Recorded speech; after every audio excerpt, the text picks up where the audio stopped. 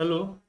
आज हम लोग पढ़ेंगे single phase induction motor. Single phase induction motor नहीं, सिंगल फेस मोटर पढ़ेंगे। तो सिंगल फेस मोटर क्या होता है? सिंगल फेस मोटर होता है जो सिंगल फेस सप्लाई पे चलता है। ठीक है, सिंगल फेस सप्लाई पे जो भी मोटर चलता है उसको हम लोग क्या बोलते हैं? सिंगल फेस मोटर बोलते हैं।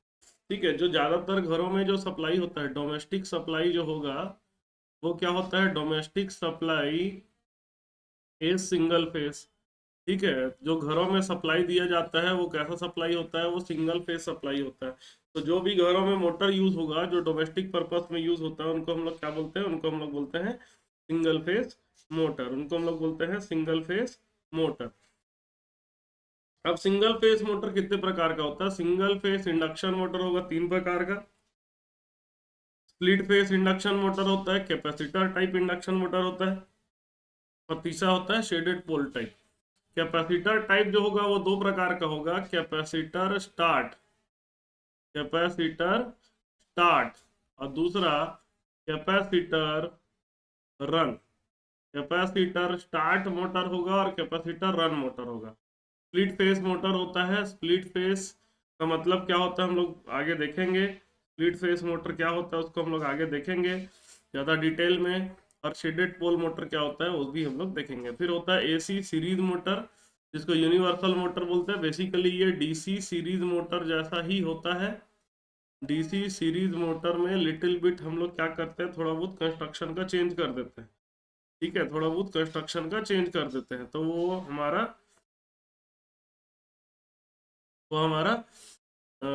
एसी सीरीज मोटर बन जाता है। ठीक है, एसी सीरीज मोटर हमारा बन जाता है। तीसरा होता है जिसको बोलते हैं रिपल्शन मोटर। ठीक है, रिपल्शन स्टार्ट इंडक्शन मोटर और रिपल्शन इंडक्शन मोटर होता है। चौथा होता है सिंक्रोनस मोटर। ये 2 प्रकार का होगा, एक रिलक्टेंस मोटर होता है, दूसरा हिस्टैरिसीस मोटर होता है। ठीक है, तो सभी का एक एक करके जो इम्पोर्टेंट है उसको हम लोग देखते चलेंगे। चलिए आगे बढ़ते हैं। आगे बढ़ते हैं हम लोग। जैसे single phase induction motor. Single phase induction motor जो होता है बहुत ही सिमिलर होता है थ्री फेस इंडक्शन मोटर के जैसा ही। जैसे थ्री फेस इंडक्शन मोटर में हम लोग अगर कंस्ट्रक्शन देखें तो थ्री फेस इंडक्शन मोटर में स्टेटर होता है। स्टेटर में थ्री फेस वाइंडिंग की जाती है। थ्री फेस वाइंडिंग की जाती है। ठीक है, और रोटर जो होता है ये कैसा? जनरली हम लोग स्क्विरल केज रोटर यूज करते हैं। स्क्विरल केज रोटर यूज करते हैं। ज़्यादा डिटेल कंस्ट्रक्शन हम लोग already single three phase induction motor में देख चुके हैं। स्क्विरल केज रोटर को यूज किया जाता है। और जो है स्टेटर में क्या होता है? स्टेटर में थ्री फेस वाइंडिंग होता है। अब जो है हमारा जो सिंगल फेस इंडक्शन मोटर होगा, ये हमारा क्या हो गया? Three phase induction motor. जो सिंगल फेस इंडक्शन मोटर होगा वो भी वैसी ही रहेगा। स्टेटर होगा, स्टेटर में सिंगल फेस वाइंडिंग होगा, स्टेटर में सिंगल फेस वाइंडिंग होगी। स्टेटर में सिंगल फेस वाइंडिंग होती है और रोटर में नो कोई वाइंडिंग नहीं होती। जैसे हमारा स्क्विरल केज इंडक्शन मोटर में भी रोटर में कोई वाइंडिंग नहीं होती। देखिए यहाँ पर भी स्टेटर है, स्टेटर में सिंगल फेस वाइंडिंग है। ठीक है, और रोटर में कोई भी वाइंडिंग नहीं होती। ठीक है, रोटर में कोई भी वाइंडिंग नहीं होती। अब इसमें इंपॉर्टेंट चीज होता है, सिंगल फेस इंडक्शन मोटर जो होता है वो self starting, sorry three phase induction motor ये होता है सेल्फ स्टार्टिंग, खुद से स्टार्ट हो जाएगा। ठीक है, सप्लाई देते ही स्टार्ट हो जाएगा। लेकिन single phase induction motor is not self starting. Single phase induction motor जो होता है वो सेल्फ स्टार्टिंग नहीं होता है। ठीक है, इसमें कुछ स्टार्टिंग मीन्स लगाने पड़ते हैं, कुछ ना कुछ स्टार्टिंग मेथड्स को यूज करने पड़ते हैं, तब जा करके उसकी स्टार्टिंग हो पाती है। ठीक है, कुछ ना कुछ स्टार्टिंग मीन्स यूज किया जाता है। ठीक है, और सिंगल फेस मोटर जो होता है इंडक्शन मोटर, ये पल्सेटिंग मैग्नेटिक फील्ड यूज करता है, ना कि रोटेटिंग मैग्नेटिक फील्ड बनाता है। ठीक है, तो पल्सेटिंग मैग्नेटिक फील्ड क्या होता है और रोटेटिंग मैग्नेटिक फील्ड क्या होता है, इसको हम लोग समझते हैं। What is pulsating pulsating magnetic field versus rotating magnetic field. ठीक है, pulsating magnetic field versus rotating magnetic field construction करके हम लोग समझते हैं। ठीक है, मैं क्या करता हूँ, दोनों सिंगल फेस और थ्री फेस दोनों का ही मैं एक छोटा सा कंस्ट्रक्शन स्टेटर का करूंगा, जिससे हम लोग को क्लियर होगा कि पल्सेटिंग मैग्नेटिक फील्ड क्या होता है और रोटेटिंग मैग्नेटिक फील्ड क्या होता है। ठीक है, जैसे मान लीजिए ये मैंने बनाया स्टेटर। ठीक है, ये मैंने बनाया स्टेटर, ये हमने बना दिया स्टेटर। ठीक है, इसी को मैं फिर से कॉपी कर लेता हूँ और दोनों के लिए मैं आपको यहीं पर क्लियर कर दूंगा कि क्या होता है। ठीक है, ये दोनों का स्टेटर मैंने बना दिया। पल्सेटिंग मैग्नेटिक फील्ड कब बनेगा? पल्सेटिंग मैग्नेटिक फील्ड बनेगा हमारा सिंगल फेज सप्लाई से। सिंगल फेज सप्लाई क्या मतलब हुआ? सिंगल फेज सप्लाई, एक ही सप्लाई सभी में दे दिया जा रहा है। जितने भी यहाँ पर स्लॉट होंगे सभी में एक तरह का सप्लाई दे दिया जाता है। सारे स्लॉट में एक तरह, तो सभी को ब्लैक कलर से मैंने बनाया तो सभी में एक तरह का सप्लाई है। ठीक है, थ्री फेज सप्लाई का क्या मतलब होता है? थ्री फेज सप्लाई का मतलब होता है अगर मैं इसको तीन भाग में बांट दूं। ठीक है, इसको मैं तीन भाग में बांट दूं। ठीक है, देखिए तीन भाग में इसको मैं बांट देता हूँ, सबसे बढ़िया तीन भाग में इसको मैं बांट देता हूँ। तो ये एक भाग हो गया, ये दूसरा भाग हो गया और ये तीसरा भाग, ऐसा करके टोटल मैंने इसको तीन भाग में बांट दिया। ठीक है, अब इसको यहाँ से यहाँ तक, ये यहाँ से यहाँ तक का जो स्टेटर होगा, स्लॉट्स होगा, उस सबको मैं ब्लैक कलर से मार्क कर रहा हूँ। ठीक है, एक एग्जांपल एग्जैक्टली यही नहीं होता है, एक एग्जांपल के तौर पे बता रहा हूँ। यहाँ से यहाँ तक को मैं रेड कलर से मार्क कर देता हूँ, क्योंकि यहाँ पर थ्री फेज सप्लाई है तो तीन अलग अलग तरह का सप्लाई होगा। और यहाँ से यहाँ तक मैं इसको ग्रीन कलर से मार्क कर देता हूँ। ठीक है, अब देखिए इसमें मान लीजिए कि किसी एक पर्टिकुलर थ्री फेज सप्लाई दिया गया है। थ्री फेज सप्लाई में अगर मैं बात करूं V is equal to V M sine omega T, है ना। दूसरा होता है ए फेज, ये बी फेज में हो जाएगा V M sine omega T minus 120। और तीसरा VC हो जाएगा V M sine omega T minus 240। तो जब ओमेगा टी की वैल्यू होगी जीरो, ठीक है, तो ए फेज का वोल्टेज कितना बनेगा? जीरो बनेगा। बी फेज का वोल्टेज कितना बनेगा? बी फेज का वोल्टेज बनेगा साइन माइनस 120, मतलब ये हो जाएगा 180 माइनस 60, साइन 60 की वैल्यू आती है हमारी √3/2, मतलब -√3/2 Vm आएगा। और VC की वैल्यू कितना आ जाएगा? साइन 240, ये हो जाएगा 270 माइनस 30 √3/2, ये प्लस √3/2 Vm आ जाएगा। मतलब क्या है कि ये वाला करंट समझ लो जीरो है, ये वाला करंट पॉजिटिव है, ये वाला सॉरी नेगेटिव है, ये वाला करंट पॉजिटिव है। तो जीरो करंट के कारण से कोई मैग्नेटिक फील्ड नहीं बनेगा, है ना। नेगेटिव करंट के कारण से मान लो साउथ पोल बना, पॉजिटिव करंट के कारण से नॉर्थ पोल बना। ठीक है, 30 डिग्री के बाद अगर बात करेंगे, जब ओमेगा टी की वैल्यू हो गई 30, तो VA बराबर हो जाएगा, सॉरी 60 ले लेते हैं, VA की वैल्यू इस कंडीशन पे हो जाएगा, VA बराबर हो जाएगा आपका VM साइन 60, मतलब √3/2। PV की वैल्यू हो जाएगी -√3/2 और VC की वैल्यू हो जाएगी जीरो। ठीक है, तो उस कंडीशन पे यहाँ पर नॉर्थ पोल चले जाएगा, ये जीरो हो जाएगा और ये साउथ पोल, बस VC की वैल्यू सॉरी VC जीरो हो गया, ये नॉर्थ पोल और ये साउथ पोल। ठीक है, ये क्या बन जाएगा? साउथ पोल ही रहेगा। तो बेसिकली अगर आपको समझ में आ रहा है कि यहाँ पर मैग्नेटिक फील्ड घूम रहा है, ठीक है, मैग्नेटिक फील्ड घूम रहा है, तो इसलिए इसको क्या बोलेंगे हम लोग? रोटेटिंग मैग्नेटिक फील्ड कहेंगे। लेकिन पल्सेटिंग मैग्नेटिक फील्ड में सभी में एक साथ सप्लाई जा रहा है, मतलब अगर ये नॉर्थ पोल है तो पूरा का पूरा नॉर्थ पोल होगा, जब ये साउथ पोल बनेगा तो पूरा का पूरा साउथ पोल बनेगा। तो यहाँ पर पल्सेटिंग मैग्नेटिक फील्ड मतलब क्या हो गया कि एक साथ सभी का नॉर्थ पोल बनना है, एक साथ सभी का साउथ पोल बनना है, इसको क्या बोलते हैं? पल्सेटिंग मैग्नेटिक फील्ड बोलते हैं। और क्योंकि सिंगल फेस इंडक्शन मोटर में रोटेटिंग मैग्नेटिक फील्ड नहीं बनता, there is no rotating magnetic field, rotating magnetic field in single phase induction motor. ठीक है, रोटेटिंग मैग्नेटिक फील्ड में, सॉरी, कोई भी जो सिंगल फेस इंडक्शन मोटर होता है इसमें रोटेटिंग मैग्नेटिक फील्ड नहीं है। सो दस single phase induction motor is not self starting.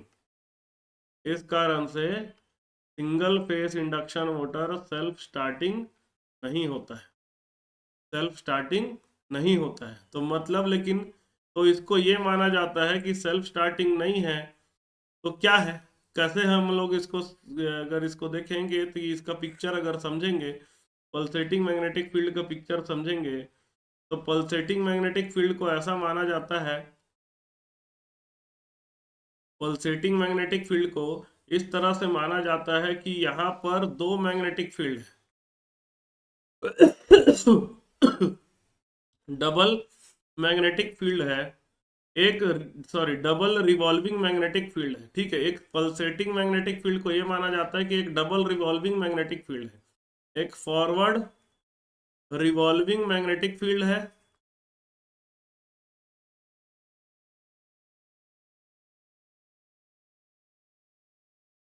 एक फॉरवर्ड रिवॉल्विंग मैग्नेटिक फील्ड है, और दूसरा वाला बैकवर्ड रिवॉल्विंग मैग्नेटिक फील्ड है, रिवॉल्विंग मैग्नेटिक फील्ड है। ठीक है, ये दोनों की वैल्यू क्या है, बराबर है। ठीक है, एक पल्सेटिंग मैग्नेटिक फील्ड को क्या माना जाता है कि there are two magnetic field, एक forward revolving magnetic field and दूसरा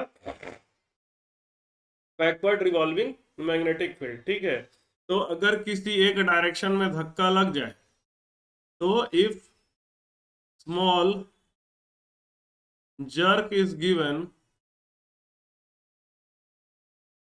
in a particular direction, किसी एक जर्क, कोई डायरेक्शन में छोटा सा जर्क दे दिया जाए, then the motor starts rotating, motor जो होता है रोटेट करना चालू कर जाता है। ठीक है, इसीलिए इसको सेल्फ स्टार्टिंग नहीं बोलते, लेकिन अगर किसी डायरेक्शन में अगर हम लोग उसको जर्क दे दें तो वो रोटेट करना चालू हो जाता है। ठीक है, किसी पर्टिकुलर डायरेक्शन में अगर जर्क दे दें तो वो रोटेट करना चालू कर देता है। तो ये हमारा सीन है किसका, ये हमारा सीन है रोटेटिंग मैग्नेटिक फील्ड का। ठीक है, डबल रिवॉल्विंग फील्ड होता है यहाँ पर। आगे देखते हैं, आगे क्या है, तो यहाँ पर ये डबल रिवॉल्विंग फील्ड थ्योरी के हिसाब से इसको हम लोग समझते हैं कि एक पल्सेटिंग मैग्नेटिक फील्ड क्या है, एक पल्सेटिंग मैग्नेटिक फील्ड जो होता है वो दो रोटेटिंग मैग्नेटिक फील्ड का वेक्टर सम होता है। देखिए, एक पल्सेटिंग मैग्नेटिक फील्ड दो मैग्नेटिक फील्ड का क्या होता है, सम होता है। एक मैग्नेटिक फील्ड जिसका मैग्नीट्यूड है 5m/2, एक मैग्नेटिक फील्ड है जिसका मैग्नेटिक फील्ड की वैल्यू है 5m/2, दूसरा 5m/2, दोनों का वेक्टर सम हमारा आता है 5, दोनों का वेक्टर सम करेंगे 5m/2 और 5m/2, तो दोनों का वेक्टर सम कितना आता है, 5 आता है। ठीक है, अब ये जो speed of rotating magnetic field या डबल रोटेटिंग मैग्नेटिक फील्ड कितना होता है, 120f/p, जैसे इंडक्शन मोटर में होता है। अब देखिए, स्लिप ऑफ, अगर किसी डायरेक्शन में हम लोग रोटेट कर दें, ठीक है, किसी डायरेक्शन में रोटेट कर दें, जैसे मान लीजिए ये हमारा फॉरवर्ड मैग्नेटिक फील्ड है NS, बैकवर्ड मैग्नेटिक फील्ड है NS। अब इस डायरेक्शन में धक्का पड़ गया N, तो फॉरवर्ड डायरेक्शन का जो स्लिप हो जाता है NS माइनस N/NS, ये कितना आता है, स्लिप के बराबर आता है, S के बराबर आता है, लेकिन बैकवर्ड डायरेक्शन का जो स्लिप आता है वो कितना आता है, 2 - S के बराबर आता है।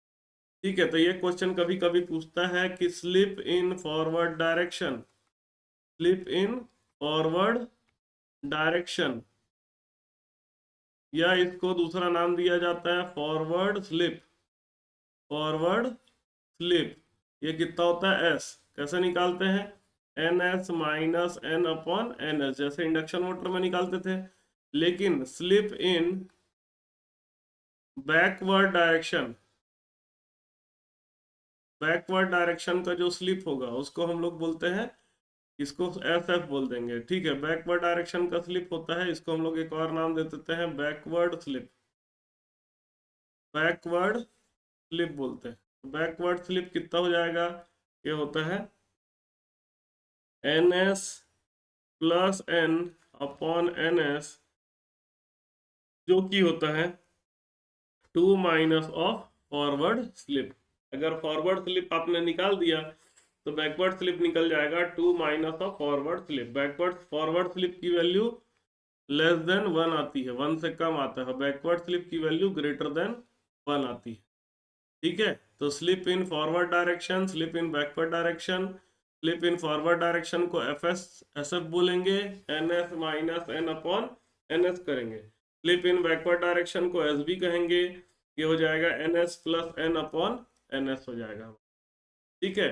अब देखिए ये हमको क्लियर हो गया कि हम लोग इंडक्शन सेल, जो सिंगल फेज इंडक्शन मोटर होता है वो सेल्फ स्टार्टिंग नहीं होता है।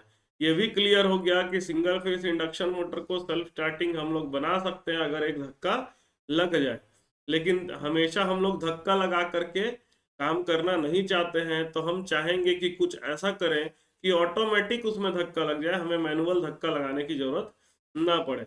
तो मैनुअल धक्का जो लगाने की जरूरत ना पड़े तो उसके लिए हम लोग सिंगल फेज इंडक्शन मोटर को सेल्फ स्टार्टिंग बनाते हैं। किस तरह से बनाते हैं, एक एडिशनल वाइंडिंग लगा के हम लोग सिंगल फेज इंडक्शन मोटर को सेल्फ स्टार्टिंग बनाते हैं। क्या करेंगे एडिशनल वाइंडिंग, देखिए बेसिकली दो वाइंडिंग होगा, एक को हम लोग बोलेंगे मेन वाइंडिंग, एक को हम लोग बोलेंगे मेन वाइंडिंग, और दूसरे को हम लोग कहेंगे ऑक्सिलरी वाइंडिंग, ऑक्सिलरी वाइंडिंग। और इसका कॉन्सेप्ट ये है कि हमें स्टार्ट में एक धक्का देना है, स्टार्ट में एक धक्का देना है, उसके लिए कॉन्सेप्ट हमको पता है कि अगर दो करंट है, एक करंट को मैं मेन वाइंडिंग का करंट कह दूं और दूसरे करंट को मैं ऑक्सिलरी वाइंडिंग का करंट कह दूं, और इन दोनों के बीच में एक एंगल अल्फा आ गया, ठीक है। हम लोग ऑलरेडी मैग्नेटिक सर्किट में पढ़े हैं कि अगर दो करंट है, ठीक है, और एक में दोनों करंट के बीच में एक एंगल अल्फा है, तो वो क्या करता है, एक टॉर्क प्रोड्यूस करता है, ठीक है। वो टॉर्क टॉर्क प्रोड्यूस करता है, तो टॉर्क प्रोड्यूस करता है, और ये टॉर्क कितना प्रोड्यूस करता है, K times of I1 I2 into sine alpha, ये टॉर्क प्रोड्यूस करता है। ये जो टॉर्क है ये क्या काम करेगा, ये टॉर्क धक्का लगाने का काम करेगा, ठीक है। ये टॉर्क क्या करेगा, धक्का लगाने का काम करेगा। तो मुझे करना कुछ नहीं है, ऐसा कुछ सिस्टम बना के रखना है कि मेन वाइंडिंग करंट और ऑक्सिलरी वाइंडिंग करंट के बीच में कुछ ना कुछ फेज डिफरेंस हो, ठीक है, कुछ ना कुछ फेज डिफरेंस हो, ठीक है। तो ये क्या करेगा, ये जो है एक टॉर्क बनाएगा जो कि धक्का लगाने का काम करेगा, ठीक है, धक्का लगाने का काम करेगा। तो हम लोग आते हैं, ये धक्का लगाने का काम हम लोग कैसे कैसे करवा सकते हैं।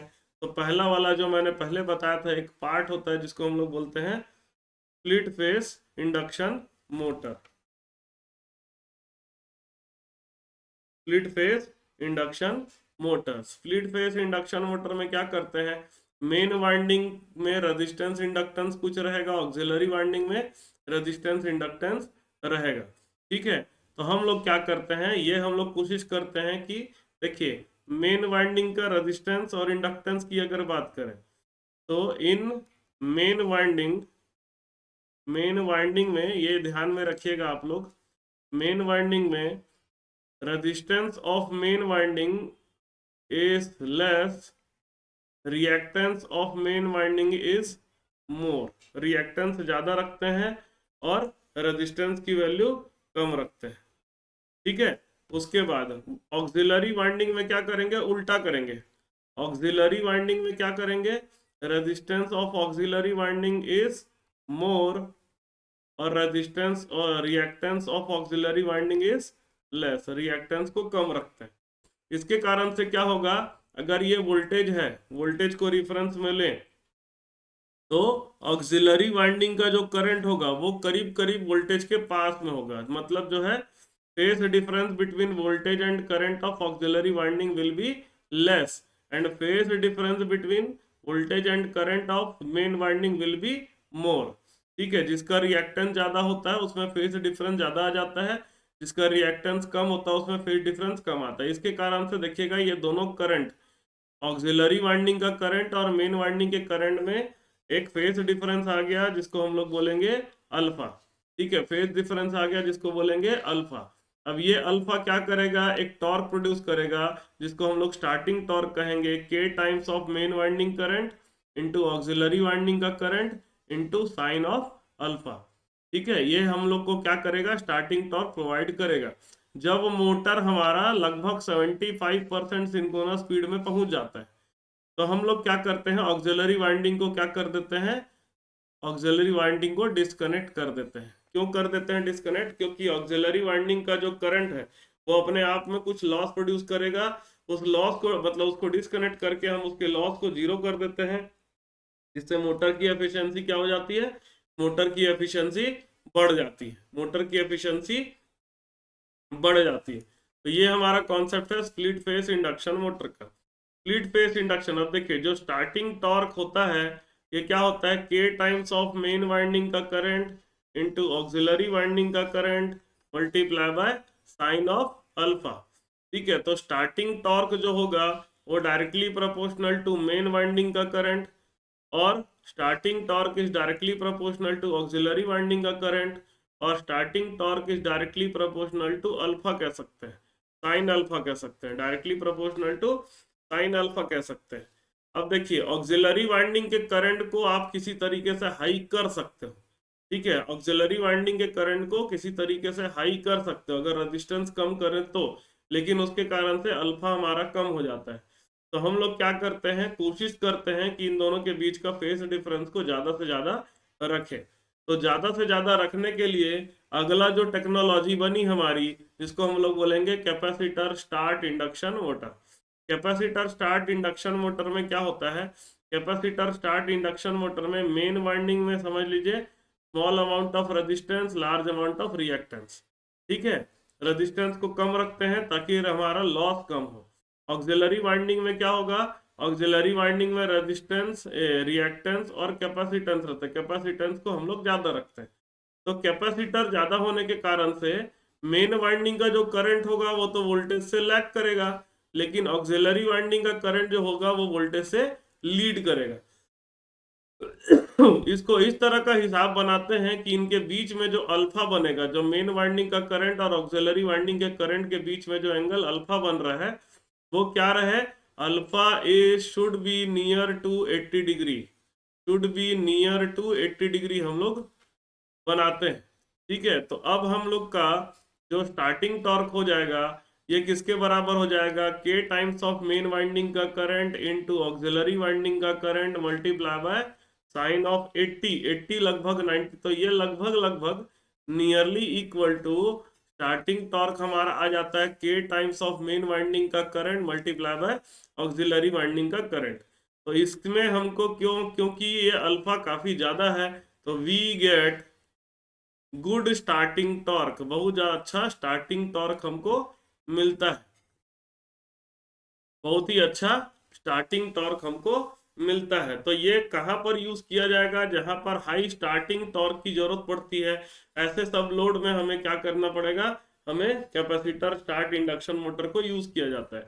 जैसे कंप्रेसर हो गए, जो बड़े बड़े जो इंडस्ट्री में कंप्रेसर होते हैं उनका स्टार्टिंग टॉर्क ज्यादा चाहिए रहता है, बड़े बड़े फैन, इंडस्ट्रियल फैंस में स्टार्टिंग टॉर्क ज्यादा चाहिए, पंप के लिए स्टार्टिंग टॉर्क ज्यादा चाहिए, हाई इनर्शिया लोड का स्टार्टिंग टॉर्क ज्यादा चाहिए। जहां पर हम लोग सिंगल फेज के साथ साथ स्टार्टिंग टॉर्क भी ज्यादा चाहिए तो वहां पर हम लोग क्या करते हैं, कैपेसिटर स्टार्ट इंडक्शन मोटर को यूज करते हैं। बहुत हाई जो बड़े इंडस्ट्री होंगे वहां पर तो थ्री फेज इंडक्शन मोटर ही यूज किया जाता है, लेकिन सिंगल फेज सप्लाई के केस में अगर स्टार्टिंग टॉर्क ज्यादा हो, जैसे कभी कभी क्या होता है घरों में पंखा, बड़े वाले पंखे लगाने पड़ते हैं, या बहुत बड़ा बड़ा जो हम लोग समझ लीजिए जो कूलर हो गया, बड़ा कूलर हो गया, ये सब में पंखे बड़े बड़े होते हैं, कंप्रेसर हो गया जिसमें पंखे बड़े होते हैं, तो वो सब में हम लोग को कैपेसिटर स्टार्ट इंडक्शन मोटर को यूज करना पड़ता है।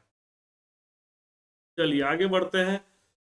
Capacitor start and run induction motor, देखिए कैपेसिटर स्टार्ट का क्या काम है, कैपेसिटर स्टार्ट का काम ये है to get good starting torque.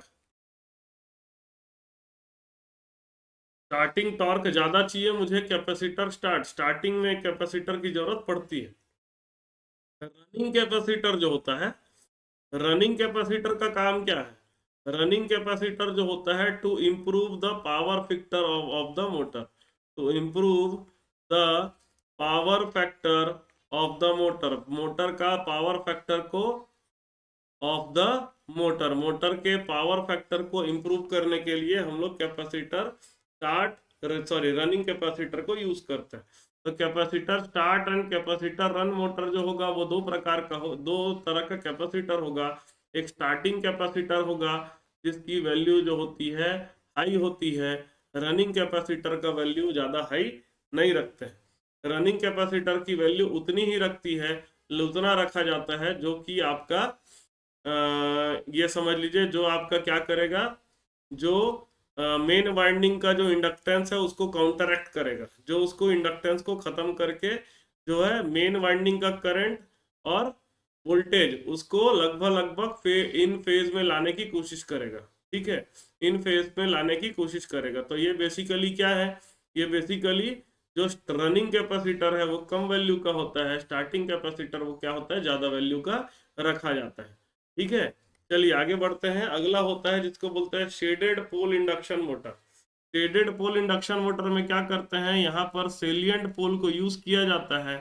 Salient पोल के एक भाग में हम लोग शेडिंग रिंग, इधर जो रिंग लगा है इसको हम लोग बोलते हैं शेडिंग रिंग, शेडिंग रिंग को यूज किया जाता है। और मोटर हमेशा अनशेडेड पार्ट से शेडेड पार्ट की तरफ मूव करता है। ठीक है, अनशेडेड पार्ट से शेडेड पार्ट की तरफ मूव करता है, ये याद रखिएगा। इसमें शेडेड पोल जो मोटर होता है ये काफी नॉइजी होता है क्योंकि यहाँ पर शेडेड पोल यूज किया जाता है। याद रखिएगा कभी अगर क्वेश्चन आता है cylindrical pole, cylindrical pole and shaded pole, तो जी सिलेंड्रिकल पोल मोटर होता है वो लेस नॉइजी होता है, ये ज्यादा आवाज नहीं करता है। शेडेड पोल जो होता है मोर नॉइजी होता है, ये बहुत ही नॉइजी होता है। याद रखिएगा अगर रोटर नॉइज जो होता है वो दो कारण से होता है। पहला, रोटर और स्टेटर के बीच में गैप कम कर दीजिए तो नॉइज बढ़ जाता है, जैसे इंडक्शन मोटर में रोटर और स्टेटर के बीच में नॉइज, तो रोटर और स्टेटर के बीच में गैप कम होता है, इसलिए इंडक्शन मोटर काफी आवाज करता है, हल्ला करता है ना। जो डीसी मोटर होता है उसमें रोटर और स्टेटर के बीच में गैप ज्यादा रहता है, उसमें वो हल्ला कम होता है, आवाज कम होता है। दूसरा, आवाज होने का कारण ये भी होता है शेडेड पोल जो होता है वो भी आवाज करने का काम करता है। ठीक है, तो शेडेड पोल मोटर जो होता है वो कम 0.05 हॉर्स पावर से कम, 40 वाट से कम वाला जो मोटर होता है उसके लिए प्रयोग किया जाता है, 40 वाट से कम वाले मोटर के लिए यूज किया जाता है। ठीक है, इसलिए क्योंकि इसका एकदम सिंपल कंस्ट्रक्शन होता है, ज्यादा कुछ वाइंडिंग वाइंडिंग करने की जरूरत नहीं पड़ती है। अब देखिए एसी सीरीज मोटर या यूनिवर्सल मोटर क्या होता है। ठीक है, यूनिवर्सल मोटर इसको इसलिए कहते हैं क्योंकि ये डीसी और एसी दोनों में वर्क करता है, works both in DC as well as AC, DC और एसी दोनों में ही हमारा एसी सीरीज मोटर या यूनिवर्सल मोटर वर्क करता है। ठीक है, देखिए इसका जो स्पीड जो होता है, the speed increases to high value with decrease in load. देखिए जैसे सीरीज मोटर में होता था, लो लोड होने के कारण से स्पीड बहुत तेजी से बढ़ जाता था, वो यहाँ पर भी होता है। ठीक है, very small series motor the losses are usually large enough at no load that limit the speed, definite value 15 से 15,000 आरपीएम। द मोटर टॉर्क इसका क्या होता है, हाई होता है। इसके कैरेक्टरिस्टिक में मोटर टॉर्क क्या होता है, हाई होता है। फुल लोड पावर फैक्टर जो होता है उसका करीब करीब 90% होता है। ठीक है, चलिए इसको एप्लीकेशन कहाँ किया जाता है। देखिए इसका हाइट स्टार्टिंग टॉर्क होता है, तो हम लोग इसको यूज करते हैं वैक्यूम क्लीनर में यूज किया जाते हैं, स्विंग मशीन में यूज किया जाता है। इलेक्ट्रिक शेवर में यूज किया जाता है, ड्रिल मशीन में यूज किया जाता है, और मशीन टूल्स में यूज किया जाता है। ठीक है, चलिए आगे बढ़ते हैं।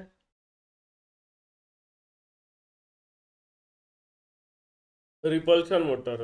रिपल्शन मोटर क्या होता है? एसी सीरीज मोटर के जैसा ही रहता है, लेकिन इसमें कुछ अलग होता है। कला क्या होता है कि इसमें जो ब्रश होता है वो सप्लाई से कनेक्ट नहीं होता, ब्रशों को शॉर्ट सर्किट कर दिया जाता है।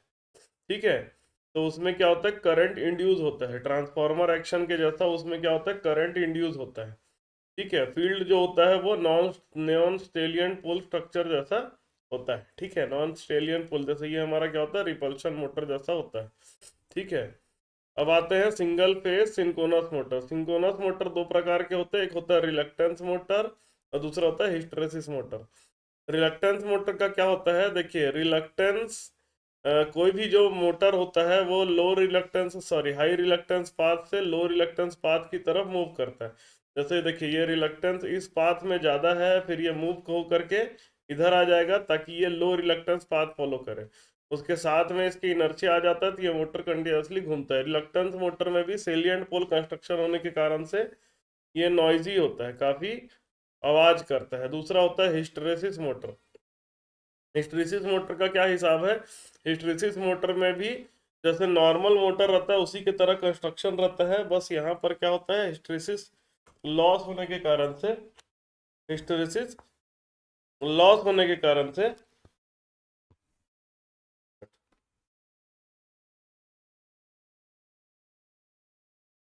हाँ, हिस्टैरिसीस लॉस होने के कारण से देखिए यहाँ पर क्या होता है, इन सिंगल फेज इंडक्शन मोटर उस operation based on hysteresis effect. जैसे magnetisation produced by ferromagnetic material, अंदर जो है फेरोमैग्नेटिक मटेरियल जो होता है उसका मैग्नेटाइजेशन जो होता है वो मैग्नेटाइजिंग फोर्स से लैग करता है, इसी कारण से ये मोटर घूमना चाहते चालू हो जाता है। ये टेप रिकॉर्डर वगैरह में, टेप रिकॉर्डर जो पुराने ज़माने में होता था उसमें ये यूज़ किया जाता था, टेप रिकॉर्डर में यूज़ किया जाता था। ठीक है, इसका वेरी लो टॉर्क, इसका टॉर्क काफ़ी कम होता है, तो इसको आज के ज़माने में कहीं भी समझ लीजिए यूज़ नहीं किया। ठीक है, कुछ क्वेश्चन करते हैं। A single phase motor employs, single phase motor में किस तरह का रोटर होता है? सिंगल फेस इंडक्शन मोटर में हम लोग ऑलरेडी देखे हैं, सिंगल फेस इंडक्शन मोटर में स्क्विरल केज रोटर हमारा होता है। ठीक है, नेक्स्ट हमारा है for the same rating the size of single phase induction motor is about. Same rating के लिए अगर देखेंगे, साइज ऑफ इंडक्शन मोटर इसके बराबर होता है, साइज ऑफ इंडक्शन मोटर जो होता है आपका करीब करीब 1.5 गुना होता है। ठीक है, थ्री फेस इंडक्शन मोटर जो है कम साइज में ज़्यादा, जो थ्री फेस इंडक्शन मोटर होता है कम साइज में ज़्यादा रेटिंग का रहता है, और सिंगल फेस इंडक्शन मोटर को उतनी ही रेटिंग बनाने के लिए करीब करीब 1.5 गुना साइज का करना पड़ता है। For the same rating the power factor of for the same rating the power factor of single phase induction motor is, same rating के लिए सिंगल फेस इंडक्शन मोटर का पावर फैक्टर जो होता है वो क्या होता है, ज़्यादा होता है। क्यों ज़्यादा होता है? क्योंकि कैपेसिटर वगैरह यूज़ किया जाता है उसको रन करने के लिए, तो इसलिए उसका पावर फैक्टर ज़्यादा हो जाता है। For the same rating the efficiency of single phase induction motor, efficiency क्या होता है, कम होता है, सिंगल फेस इंडक्शन मोटर की एफिशिएंसी कम होती है। Most of the single phase induction motor, जितने भी ज़्यादा सिंगल फेस इंडक्शन मोटर होते हैं वो सब क्या होते हैं, ज़्यादातर 4 पोल के इंडक्शन मोटर होते हैं। ठीक है, the main winding and starting winding of single phase induction motor are connected. Main winding और स्टार्टिंग वाइंडिंग कैसे कनेक्ट होता है, पैरेलल में कनेक्ट किया जाता है। कैसे पैरेलल, हम लोग पहले देख चुके हैं। देखिए मेन वाइंडिंग और स्टार्टिंग वाइंडिंग दोनों का पैरेलल कनेक्शन है। ठीक है, आगे बढ़ते हैं। The starting winding of single phase induction motor has dash that of main winding. Starting winding of single phase induction motor, starting winding of single phase induction motor का जो होता है सेम पोल होता है, same number of pole as main pole. ठीक है, आगे का क्वेश्चन देखते हैं। आगे का क्वेश्चन देखते हैं।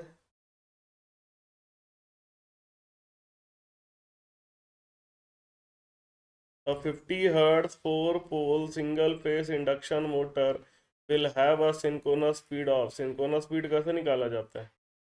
120 f अपॉन p करके निकाला जाता है। 120 f की वैल्यू दिया हुआ है 50, p की वैल्यू दिया हुआ है 4, तो ये आपका आ जाएगा 1500 rpm। ठीक है, नेक्स्ट क्वेश्चन।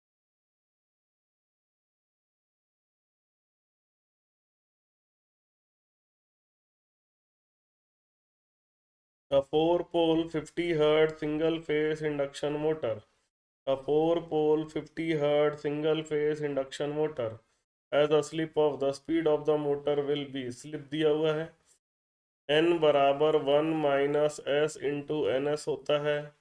ठीक है, 4 पोल है तो 1500 आरपीएम, 1 माइनस एस की वैल्यू 5/100 इंटू एन एस की वैल्यू 1500, ये हो जाएगा 95 अपॉन 100 इंटू 1500।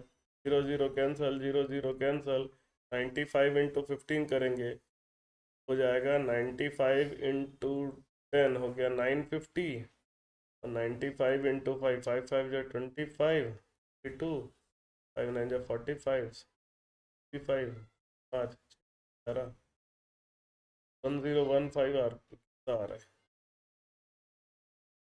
मल्टीप्लाई कर देता हूँ, 95 इंटू 15, 5 5 जो 25, 5 कैरी 2, 5 9 जो 45 प्लस 2 7, 1 5 जो 5, 1 9 जो 9, आ जाएगा 12, 14, 1425 आरपीएम आ रहा है। ठीक है, 1425 आरपीएम आ रहा है। नेक्स्ट क्वेश्चन में आते हैं। In a single phase induction motor the speed sensitive centrifugal switch is connected in dash the in a single the speed sensitive centrifugal switch को कहाँ लगाते हैं? सेंट्रीफ्यूगल स्विच को कहाँ लगाते हैं? स्टार्टिंग वाइंडिंग के सीरीज में लगाएंगे, तभी तो उसको हम लोग वो कर पाएंगे ना, कट ऑफ कर पाएंगे। तो ठीक है, तो 10th वाला का आंसर ये है। 11th वाला कर question, the purpose of starting winding of a single phase induction motor, starting winding का पर्पस क्या होता है? देखिए, स्टार्टिंग वाइंडिंग का पर्पस क्या होता है? रोटेटिंग फ्लक्स प्रोड्यूस करना, ताकि क्या करे वो, सेल्फ स्टार्टिंग बन जाए। चलिए, 11th का आंसर ये हो जाएगा।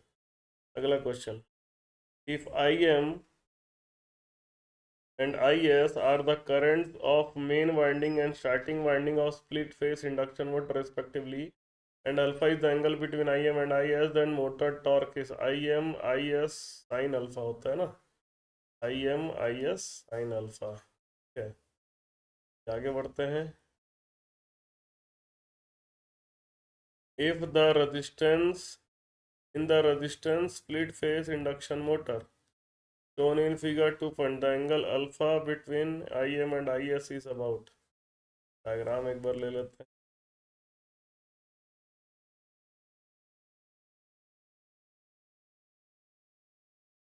डायग्राम है, resistance split phase induction motor, IM और आईएस के बीच में angle split phase induction motor में 80 75 65 ज़्यादा होता है, 25 डिग्री के आसपास रहता है, याद रखिएगा। ठीक है, next question, the starting winding of split phase induction motor shown in the figure, same figure है, is disconnected when the motor attains, motor जब 75% की स्पीड में पहुंच जाता है तो स्टार्टिंग वाइंडिंग को डिस्कनेक्ट कर। In the resistance split phase induction motor the resistance split phase induction motor, only the main winding has, main winding का लो रेजिस्टेंस और हाई इंडक्टेंस होता है, मेन वाइंडिंग का लो रेजिस्टेंस और high inductance होता है। ठीक है, अगला question, at starting the current I S in the starting winding shown in figure is lags voltage but 90 degree तो होगा नहीं, लीड्स तो होगा नहीं, is nearly in phase with voltage, ये होगा इज नियरली, क्योंकि रेजिस्टेंस ज़्यादा होता है, स्टार्टिंग वाइंडिंग का, तो उसका करंट लगभग लगभग वोल्टेज के फेज में रहेगा। यह resistance split phase induction motor is used for low inertia load, high inertia load, very high inertia load. देखिए एंगल कम है तो इसको यूज कहाँ किया जाता है, लो इनर्शिया लोड में किया जाता है। ठीक है, अगला, the direction of split phase induction motor can be reversed by interchanging the connection of the supply of either main winding और starting winding। मेन वाइंडिंग या स्टार्टिंग वाइंडिंग का करेंगे, दोनों का करेंगे तो फ्लक्स वापस रोटेट कर जाएगा। रोटर में तो वाइंडिंग होती ही नहीं है, तो इसका आंसर होगा 1। ठीक है, या तो मेन वाइंडिंग या तो ऑक्सिलरी वाइंडिंग या स्टार्टिंग वाइंडिंग का हम लोग को ये करना पड़ेगा, क्या बोलेंगे, टर्मिनल चेंज करना पड़ेगा, तो हमारा रोटेशन का डायरेक्शन चेंज हो सकता है। The resistance split phase induction motor has, ठीक है, स्प्लिट फेस इंडक्शन मोटर का जो टॉर्क होता है वो काफी कम होता है, या मॉडरेटली बोल सकते हैं, वेरी लो तो नहीं होता, ठीक ठाक होता है। 25 डिग्री एंगल है तो ठीक ठाक होता है, मॉडरेट मॉडरेट बोल सकते हैं।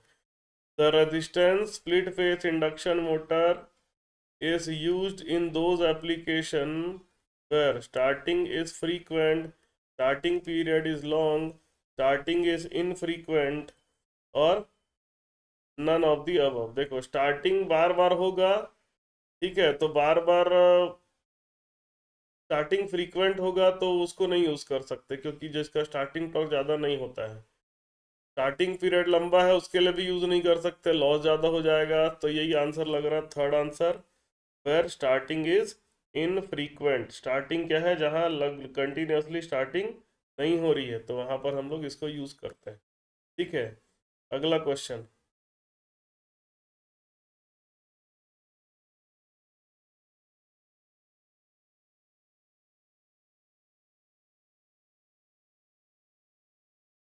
The resistance split phase induction motor are mostly are most popular single phase induction motor because their cost is low, their high starting torque तो नहीं है, लॉन्ग स्टार्टिंग टॉर्क पीरियड भी नहीं है, तो इसका आंसर यही होगा जिसका स्टार्टिंग कॉस्ट इसका क्या है, कम होता है।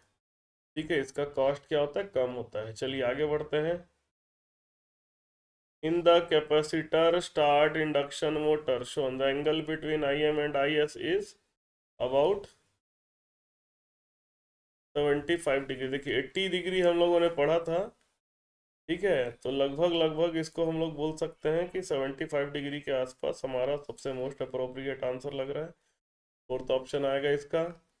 फिर हम लोग आते हैं next, the value of current I S, the value of current I S in capacitor start induction motor इस, तो इस कैपेसिटर स्टार्ट इंडक्शन मोटर का करंट कितना होता है। ठीक है, कैपेसिटर का करंट इस ज़्यादा होगा कि कम होगा। ठीक है, देखिए अगर हम लोग बात करें कि इसमें कैपेसिटर होता है, ठीक है, कैपेसिटर,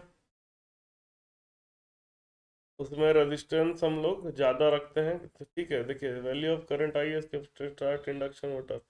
देखिए ऑक्सिलरी वाइंडिंग का करंट ऑब्वियसली कम होना चाहिए, ठीक है, क्योंकि मेन वाइंडिंग हमेशा कनेक्ट होता है, तो मेरे को लग रहा है ये आंसर है, less than that of the current I am, main winding के करंट से कम ही होना चाहिए। ठीक है, फिर हम लोग आते हैं, the capacitor C used in capacitor start induction motor is always a, कौन सा कैपेसिटर यूज किया जाता है, ये देखो इंपॉर्टेंट क्वेश्चन है, वेरी इंपॉर्टेंट क्वेश्चन है। कौन सा कैपेसिटर यूज किया जाता है, हमेशा इलेक्ट्रोलिटिक कैपेसिटर यूज। इसको आप इस तरह से याद रखिएगा, जो पंखा होता है, पंखा का जो कंडेंसर होता है वही हमारा कैपेसिटर होता है, तो उसके अंदर इलेक्ट्रोलाइट यूज किया जाता है, तो वो कैसा कैपेसिटर है, इलेक्ट्रोलिटिक कैपेसिटर होता है। ठीक है, नेक्स्ट क्वेश्चन है, at starting the line current of capacitor start induction motor is dash the full load current. ठीक है, स्टार्टिंग करंट का कितना परसेंट होता है फुल लोड करंट, ये बेसिकली ये क्वेश्चन पूछा जा रहा है। स्टार्टिंग करंट का कितना परसेंट होता है फुल लोड करंट, तो ये समझिए 4 से 5 गुना, ये बहुत ज़्यादा होगा, इसमें तो जल जाएगा, इक्वल टू होगा नहीं लग रहा है। चलिए next question. In capacitor start capacitor run motor the dash winding is cut after starting. कौन से वाइंडिंग को कट करेंगे? स्टार्टिंग वाइंडिंग को कट करेंगे।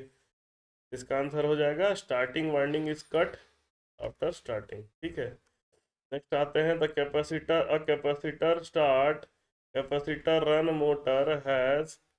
Capacitor start capacitor one run motor का पावर फैक्टर क्या होता है? ज़्यादा, क्योंकि कैपेसिटर रन है, तो कैपेसिटर रन मोटर का पावर फैक्टर क्या होगा? ज़्यादा होगा। कैपेसिटर लगाने से पावर फैक्टर बढ़ जाता है। ठीक है, आजकल आप लोगों ने देखा होगा एक डिवाइस यूज़ किया जा रहा है घरों में बिजली बिल को कम करने के लिए। ठीक है, बार बार एडवर्टीजमेंट आता है डिवाइस जो बिजली बिल कम करता है। बेसिकली वो डिवाइस क्या कर रहा है समझे? देखिए, पावर फैक्टर का लेना देना बहुत ज़्यादा है बिजली बिल से। पावर फैक्टर अगर ज़्यादा होगा तो बिजली बिल आपका कम आएगा, कम करंट में काम हो जाता है। ठीक है, पावर फैक्टर कम रहेगा तो करंट ज़्यादा हो जाता है। ठीक है, तो इसी कारण से क्या होता है, पावर फैक्टर को आप अपने घर का सब जगह का ज़्यादा रखिए तो आपका करंट कम हो जाएगा, करंट कम हो जाएगा, बिजली बिल भी कम हो जाएगा। तो वो डिवाइस बेसिकली पावर फैक्टर को बढ़ा रहा है। कैपेसिटिव डिवाइस रहता है, पावर फैक्टर को बढ़ा दे रहा है। चलिए आगे बढ़ते हैं। The capacitor start capacitor run induction motor acts as a two phase motor at. ठीक है, टू फेज मोटर के जैसा कब काम करता है?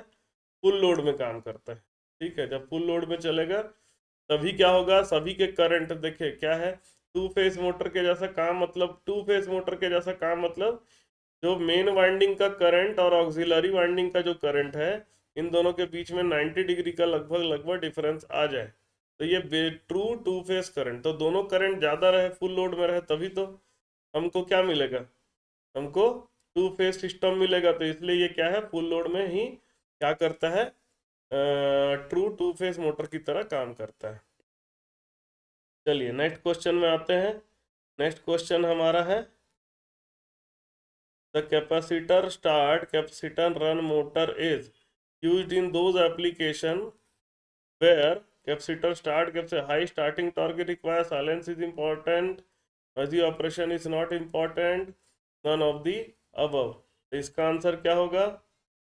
कैपेसिटर स्टार्ट और कैपेसिटर रन, स्टार्टिंग टॉर्क में कैपेसिटर स्टार्ट वाला है, साइलेंस भी जरूरी है जहां पर देखिए उसमें यूज किया जाता है। क्यों? क्योंकि capacitor start capacitor run motor जो होता है काफी स्मूथ ऑपरेशन देता है, प्योरली टू फेज मोटर के जैसा काम करता है। इसलिए जहां पर साइलेंस इंपॉर्टेंट है वहां पर इसको यूज किया जाता है। पावर फैक्टर को भी इम्प्रूव करता है। पावर फैक्टर का भी एक ऑप्शन इसमें देना चाहिए था, क्योंकि बेसिकली तो पावर फैक्टर इंप्रूवमेंट के लिए ही capacitor start capacitor run use किया जाता है। Capacitor start capacitor run motor has no centrifugal switch, low power factor, noisy operation, low efficiency. ठीक है, तो इसमें कैपेसिटर स्टार्ट कैपेसिटर रन में नो सेंट्रीफ्यूगल स्विच वाला भी एक आता है। ठीक है, देखिए कैपेसिटर स्टार्ट कैपेसिटर रन दोनों दो तरह का होता है, एक सेंट्रीफ्यूगल स्विच वाला भी होता है।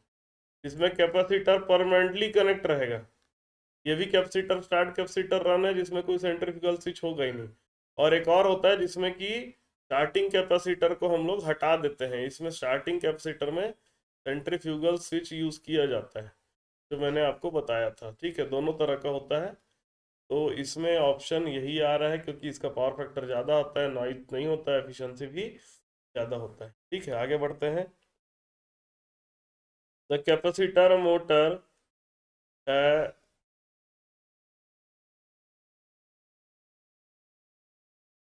कि कैपेसिटर मोटर जो होता है वो क्या होता है, कैपेसिटर मोटर जो होता है वो थोड़ा costly. Most of the troubles of single phase induction motor are traceable to the most of the troubles of single phase induction motor are traceable to the. सबसे ज़्यादा ट्रबल कहाँ आएगा? सबसे ज़्यादा ट्रबल कहाँ आता है? स्टार्टिंग स्विच में ट्रबल आता है। ठीक है, स्टार्टिंग स्विच में सबसे ज़्यादा ट्रबल आता है। The single phase shaded pole motor has the single phase shaded pole motor has shaded pole motor single phase shaded pole motor होता है। Squirrel cage rotor, wound rotor, squirrel cage rotor, wound rotor. Wound rotor तो होता नहीं, power factor ज़्यादा होता नहीं है, यही लग रहा है स्क्विरल केज रोटर। ठीक है, आगे बढ़ते हैं। The direction of rotation of shaded pole motor depends on. ठीक है, डायरेक्शन ऑफ रोटर किसके ऊपर डिपेंड करता है? दो ऑप्शन आए हैं, दो ऑप्शन और लेते हैं हम लोग।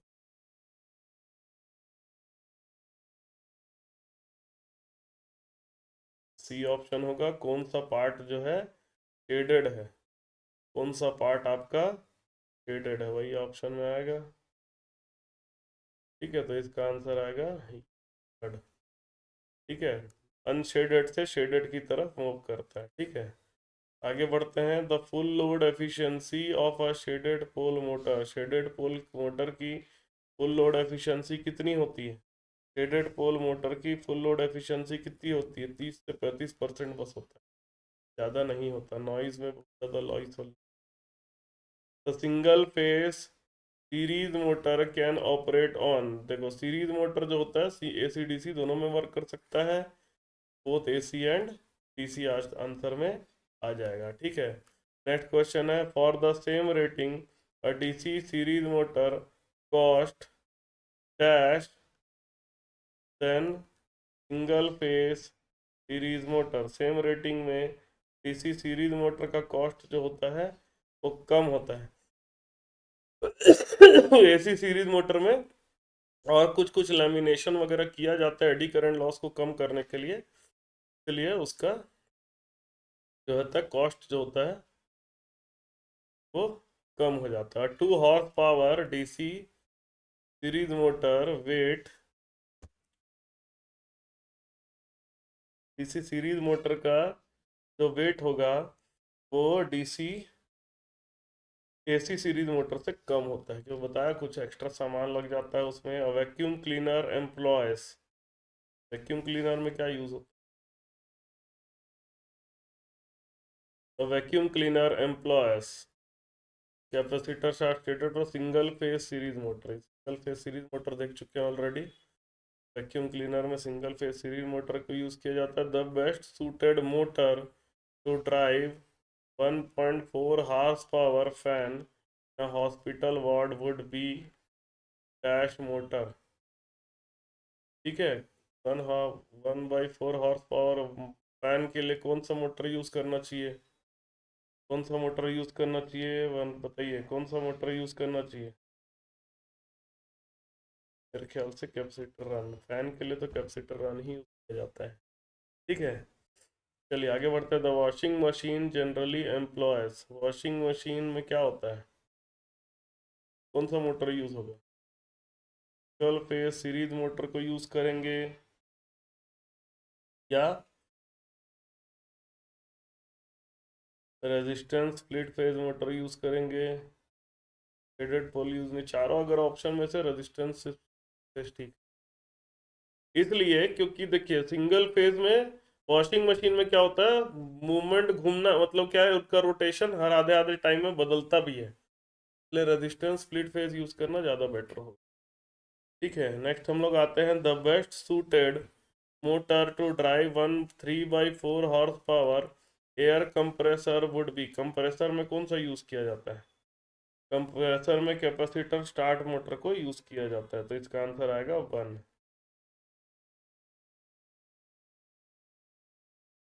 The least expensive fractional horse power motor is, सबसे सस्ता हॉर्स पावर मोटर कौन सा होता है, या सबसे सस्ता सिंगल फेस मोटर कौन सा होता है? शेडेड पोल होता है, बताया, लेकिन इसका पावर ज़्यादा नहीं होता है।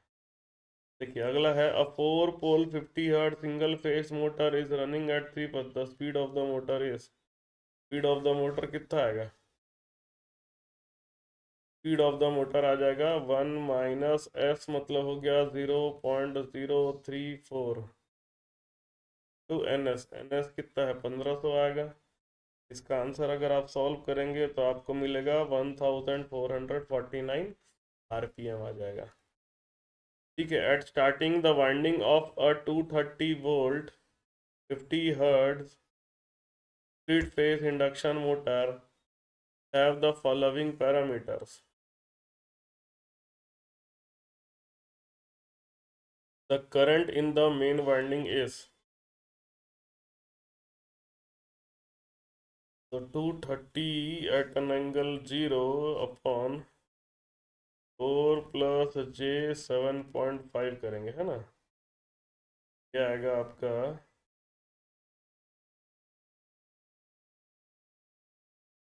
आएगा इसका स्क्वायर कर देता हूँ जेड निकालने के लिए, 4 का स्क्वायर प्लस 7.5 का स्क्वायर आ जाएगा अपना,